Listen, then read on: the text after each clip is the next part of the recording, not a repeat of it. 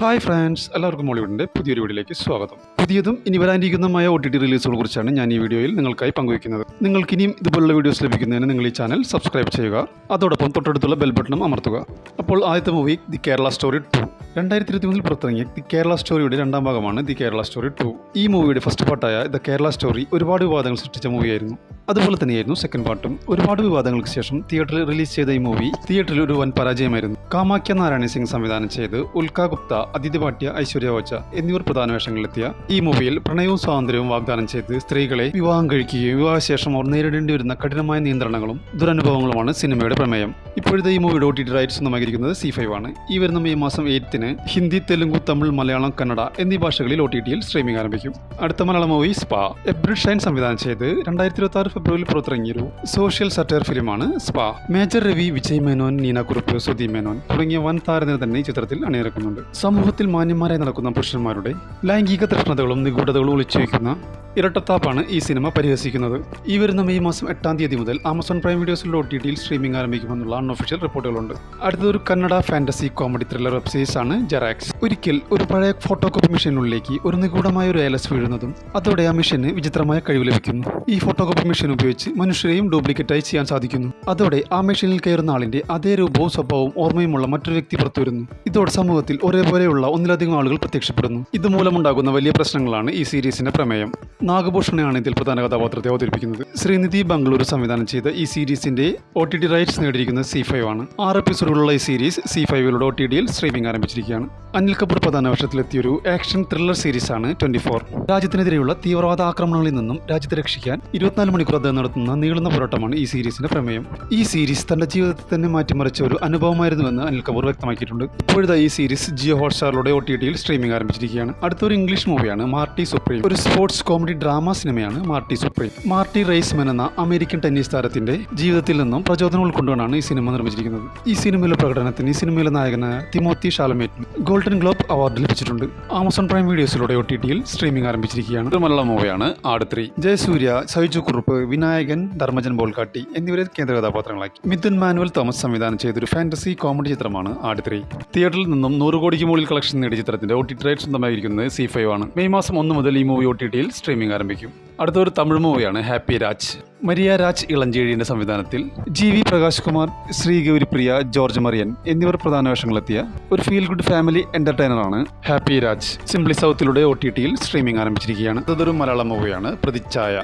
നിവിൻ പോളിയെ നായകനാക്കി B ഉണ്ണികൃഷ്ണൻ സംവിധാനം ചെയ്ത ഒരു പൊളിറ്റിക്കൽ ത്രില്ലർ മൂവിയാണ് പ്രതിച്ഛായ.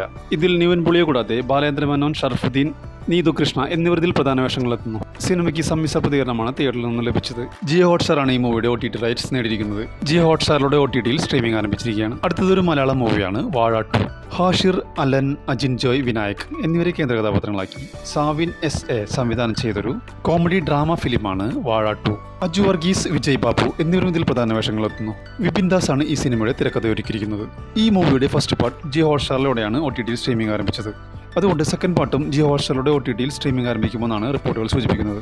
മെയ് മാസം സ്ട്രീമിംഗ് ആരംഭിക്കുമെന്നാണ് റിപ്പോർട്ടുകൾ സൂചിപ്പിക്കുന്നത്. അടുത്തൊരു ഇംഗ്ലീഷ് മൂവിയാണ് ദ പണിഷർ. തന്റെ കുടുംബത്തിന്റെ കൊലപാതകത്തിന് പ്രതികാരം വീട്ടുന്ന ഫ്രാങ്ക് കാസിൽ എന്ന പഴയ നാവികൻ സൈനിക ഗൂഢാലോചനയിൽ അകപ്പെടുന്നതാണ് സിനിമയുടെ ഇതിവൃത്തം.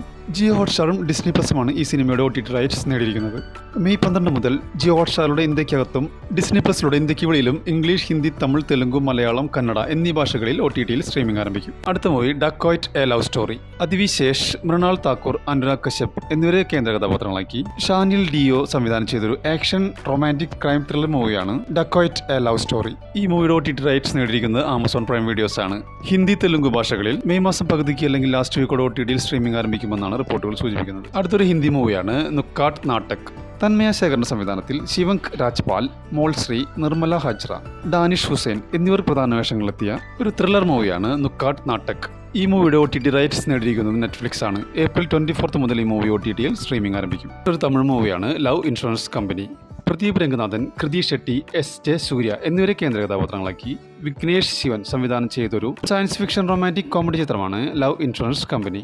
ഈ മൂവിയുടെ ബഡ്ജറ്റ് 60 കോടിയും വേൾഡ് വൈഡ് കളക്ഷൻ 51 കോടിയുമായിരുന്നു. സിനിമ ബോക്സ് ഓഫീസിൽ പരാജയമായിരുന്നു. ആമസോൺ പ്രൈം വീഡിയോസ് ആണ് ഈ മൂവിയുടെ OTT റൈറ്റ്സ് നേടിയിരിക്കുന്നത്. തമിഴ്, തെലുങ്ക് ഭാഷകളിൽ മെയ് 8 മുതൽ ഈ മൂവി OTTയിൽ സ്ട്രീമിംഗ് ആരംഭിക്കുമെന്ന റിപ്പോർട്ടുകളുണ്ട്. അടുത്തൊരു തെലുങ്ക് മൂവിയാണ് ബൈക്കർ. അഭിലാഷ് റെഡ്ഡി കങ്കരയുടെ സംവിധാനത്തിൽ ശർവാനന്ദ് മാളവിക നായർ എന്നിവർ പ്രധാന വേഷങ്ങളിലെത്തിയ ഒരു സ്പോർട്സ് ഡ്രാമ ഫിലിമാണ് ബൈക്കർ. ഈ മൂവിയുടെ ബഡ്ജറ്റ് 45 കോടിയും വേൾഡ് വൈഡ് കളക്ഷൻ 18 കോടിയുമായിരുന്നു. നെറ്റ്ഫ്ലിക്സ് ആണ് ഈ മൂവിയുടെ OTT റൈറ്റ്സ് നേടിയിരിക്കുന്നത്. മെയ് 1 മുതൽ തെലുങ്ക്, തമിഴ്, മലയാളം, കന്നഡ, ഹിന്ദി എന്നീ ഭാഷകളിൽ OTTയിൽ സ്ട്രീമിംഗ് ആരംഭിക്കും. സൂപ്പർ സ്റ്റാർ രജനീകാന്ത് നായകനായെത്തിയ ജയിലറിന്റെ രണ്ടാം ഭാഗമാണ് ജയിലർ 2. നെൽസൺ ദിലീപ് കുമാർ സംവിധാനം ചെയ്ത ചിത്രത്തിന്റെ ഷൂട്ടിംഗ് 2026 ഏപ്രിൽ മാസമാണ് പൂർത്തിയായത്. ഈ ചിത്രത്തിൽ രജനീകാന്തിനെ കൂടാതെ രമ്യ കൃഷ്ണൻ, യോഗി ബാബു, മിർന മേനോൻ, സുരാജ് വെഞ്ഞാറമൂട്, അന്ന രാജൻ തുടങ്ങിയ വലിയ താരനിര തന്നെ ഈ ചിത്രത്തിൽ അണിനിരക്കുന്നുണ്ട്. കൂടാതെ മോഹൻലാലും വിജയ് സേതുപതിയും അതിഥിവേഷത്തിലെത്തുന്ന പ്രത്യേകതയും ഈ സിനിമയ്ക്കുണ്ട്. ബിഗ് ബഡ്ജറ്റിൽ ഒരുങ്ങുന്ന ഈ സിനിമ 2026 ജൂൺ മാസം 12 റിലീസ് ചെയ്യുമെന്നുള്ള റിപ്പോർട്ടാണ് ഇപ്പോൾ പുറത്തുവരുന്നത്. അതോടൊപ്പം ഈ മൂവിയുടെ OTT rights Amazon prime videos 160 കോടി രൂപയ്ക്ക് സ്വന്തമാക്കി എന്നുള്ള റിപ്പോർട്ടുകളാണ് പുറത്തുവരുന്നത്. മണിരത്നത്തിന്റെ തഗ് ലൈഫിന്റെ 150 കോടി രൂപയുടെ ഡീലിനെ മറികടന്നാണ് തമിഴ് സിനിമയിലെ ഇതുവരെയുള്ള ഏറ്റവും വലിയ OTT ഡീലാണ് ജയിലർ 2-ന്റേത്. ഇപ്പോൾ നമുക്ക് കാത്തിരിക്കാം ഈ സിനിമയുടെ റിലീസിന് വേണ്ടി.